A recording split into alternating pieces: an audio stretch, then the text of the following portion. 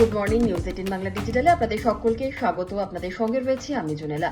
আর প্রত্যেক দিনের মতো আজও সময় হয়ে গেছে আপনাদের চটজলদি ওয়েদার আপডেট দেওয়ার। প্রথমেই আপনাদের জানিয়ে রাখি, বৃষ্টির পরিমাণ এবং ব্যাপকতা কমবে উত্তরবঙ্গে। আজ শুধুই ভারী বৃষ্টির হলুদ সতর্কতা জারি রয়েছে উত্তরবঙ্গে এবং উত্তর পূর্ব ভারতের রাজ্যগুলিতে প্রবল বৃষ্টি চলছে। ইতিমধ্যেই আপনাদের জানিয়ে রেখেছি, যে এর প্রভাবে পার্বত্য এবং সংলগ্ন এলাকায় প্লাবন হওয়ার সম্ভাবনা রয়েছে, এমনটাই বলছে হাওয়া অফিস। আর এর পাশাপাশি পার্বত্য এলাকায় ধসের সম্ভাবনাও থাকছে।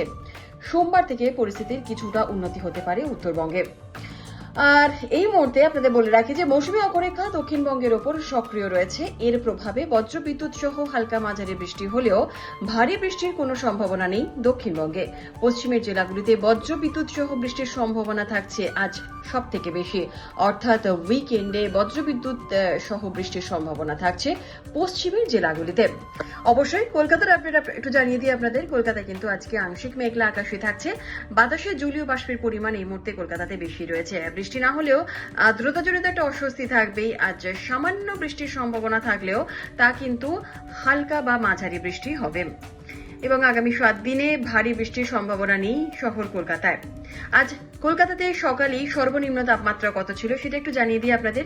আজকে সকালে কলকাতার সর্বনিম্ন তাপমাত্রা ছিল 20.7 ডিগ্রি সেলসিয়াস, যা স্বাভাবিক তাপমাত্রা থেকে 0.1 ডিগ্রি সেলসিয়াস বেশি।